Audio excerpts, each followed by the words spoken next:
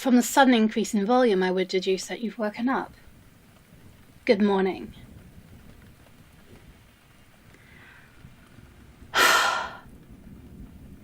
You know, it's very impolite to not reply. It's also rather rude to shout so very loudly. Why shout? Really? I mean, you're shouting, the noise, the staggering volume. Part of the reason why you're here. I said, good morning.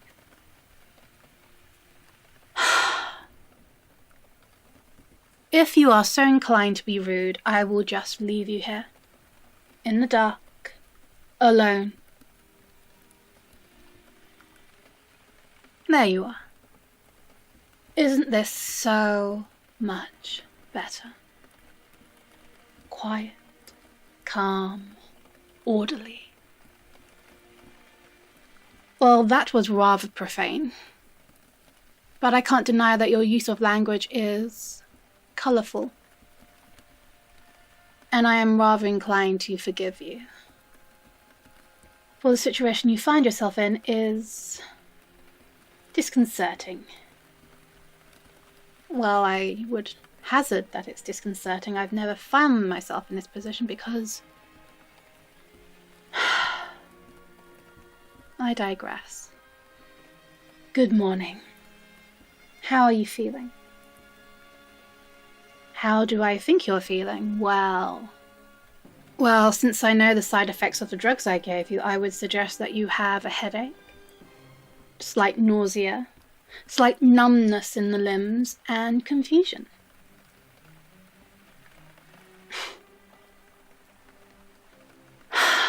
And we're back to the colourful language.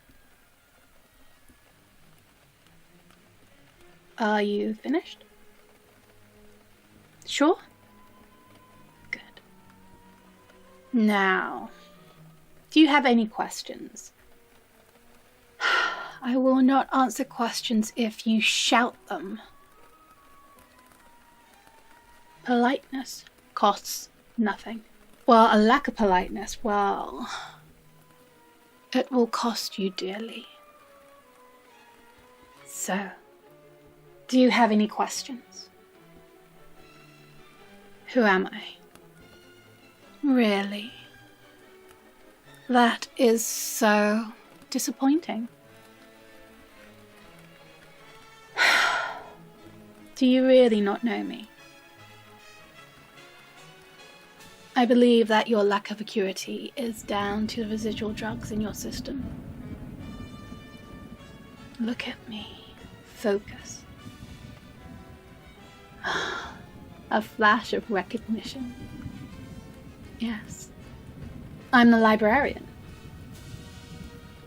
And back to colourful language. Done. I am patient, but you are wearing my patience very, very thin. Your next question. Where are you?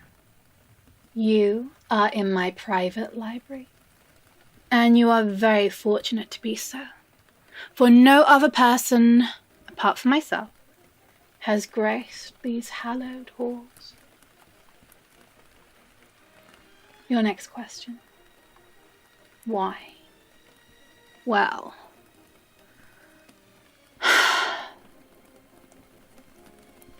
darling, you are special. I knew it from the first moment I saw you in the library. The books you were reading. Your history. You are, of course, gorgeous. Stunning, sublime. But that is all surface. Beneath, oh, such wonders, a mind sharp. Interesting. You caught my eye, and I watched for you. At first I thought you would only come to the library once a week, few times a month. But you came every day. I couldn't help but watch you become fascinated. And then you began to talk to me. Whispered words, questions, inquiries. You seduced me so surely with your words.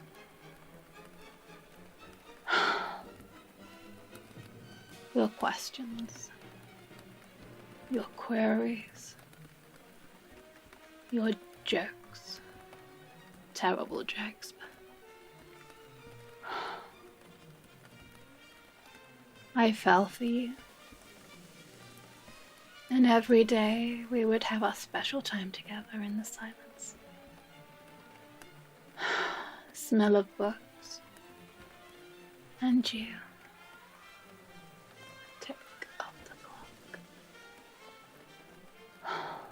Paradise. And then she came. She. The harpy. The banshee. Your girlfriend.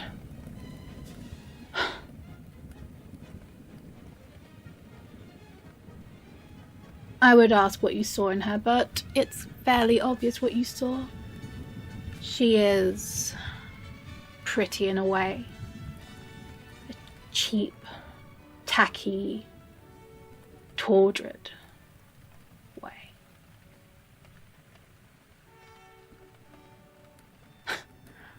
Where's she? Oh, darling, I would never bring her here. I would never sully my library with the likes of her. No, she is far away. I've saved you from her, from what she was doing to you. She was ruining you, ruining what we had. She was corrosive, poison. Don't you see? She was changing you. You became disrespectful. Whenever I looked to the two of you in the corner, you would be giggling. Loud, piercing giggles, disturbing the peace of the library. You would shout, laugh, just... She asked such ignorant questions. Ugh. And then, when you left for the day, you just left the books there. Scattered, like you didn't even care. Discarded without any respect, any regard. It broke my heart. But I thought it was just a one-time thing. But no. Every day for a week she was there.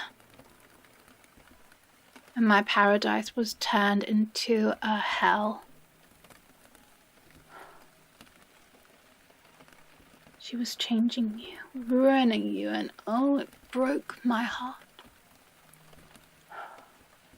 There were no more whispers. No more careful moments. Simmering passion. There was only laughter, shouting, disrespect. Until that day. That day when I could take it no more. I shushed you.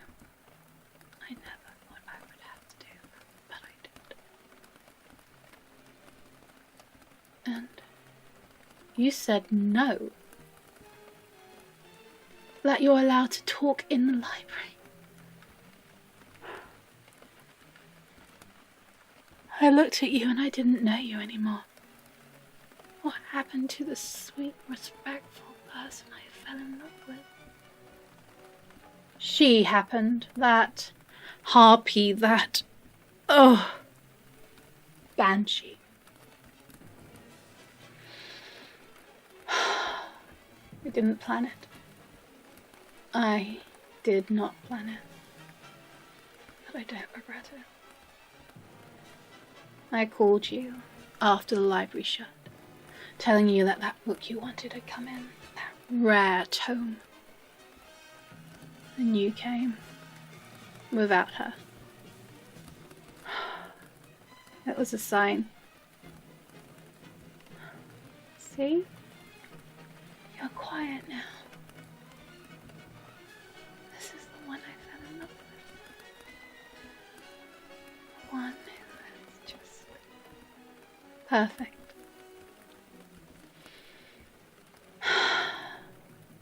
It was so easy. A drugged cup of tea, although how it broke my heart to do that. A discussion about books, and then you unconscious. And then I brought you here, to my library.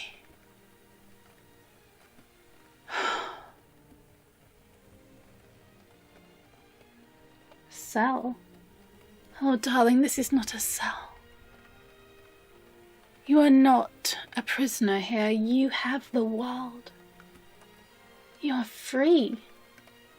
In these books, oh, there is such freedom. And it will all be yours. Everything that I have will be yours. Once you learn to be respectful again. Oh, darling, I wish I could believe you. I wish I could believe what you say, but I can't.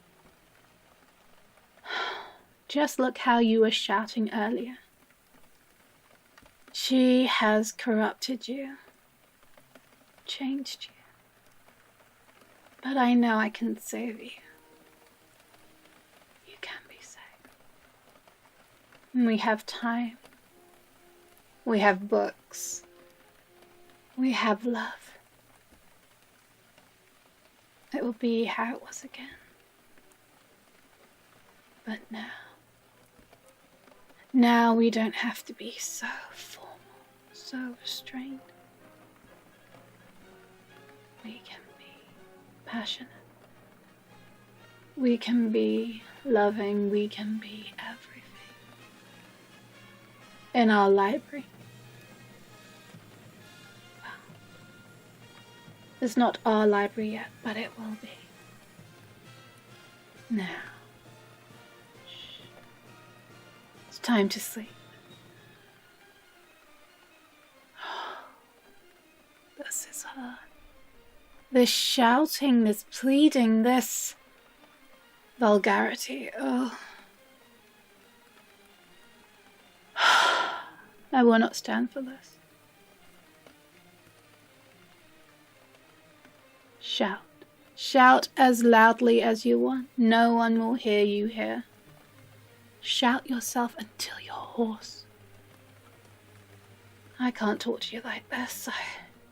I can't look at you like this. I love you too much.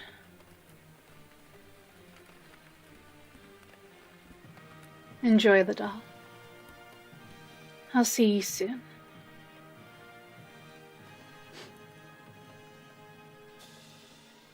I love you too much to let you go. I'll never let you go. I'll never let her about you. Sleep well, my beloved.